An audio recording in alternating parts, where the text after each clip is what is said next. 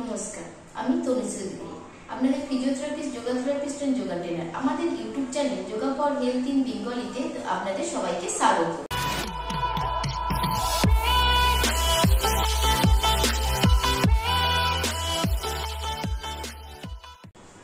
আজকে আমাদের বিষয় পদ্মাসন। পদ্মাসন কিভাবে করব এবং পদ্মাসন করলে আমরা কি কি উপকার পাবো সেই সমস্ত কিছু আমি এই ভিডিওর মাধ্যমে দেখাবো। আপনারা এবার দেখে নিন পদ্মাসন করলে কি কি উপকার আমরা পাই। তাই পুরো ভিডিওটা দেখবেন, স্কিপ করবেন না। প্রথমে ডান পায়ের উপরে বাঁ পাটা তুলে নিতে হবে, তারপরে বাঁ পায়ের উপরে ডান পাটা তুলে নিতে হবে।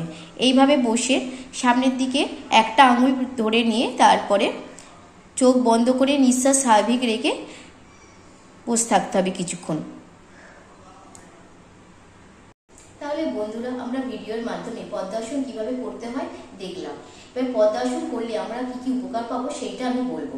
পদ্মাসন করলে পায়ের ব্যথা, যন্ত্রণা, মেরুদণ্ড সোজা হয়ে বসা, অনেকক্ষণ ধরে বসে থাকার ক্ষমতা বৃদ্ধি পায়, একাগ্রতা বৃদ্ধি পায়, মন চঞ্চলতা দূর হয়, পায়ের যে সমস্ত সন্ধিগুলো রয়েছে সেই সন্ধিগুলো নমনীয় হয়।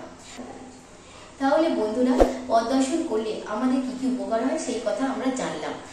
তাহলে আজকের ভিডিও যদি তোমাদেরকে ভালো লেগে থাকে তাহলে অবশ্যই লাইক, কমেন্ট, শেয়ার করতে ভুলবে না। আমাদের পরবর্তী ভিডিও পাওয়ার জন্য আমাদের চ্যানেলটিকে সাবস্ক্রাইব করে পাশের বেল আইকনটি প্রেস করে দেবে।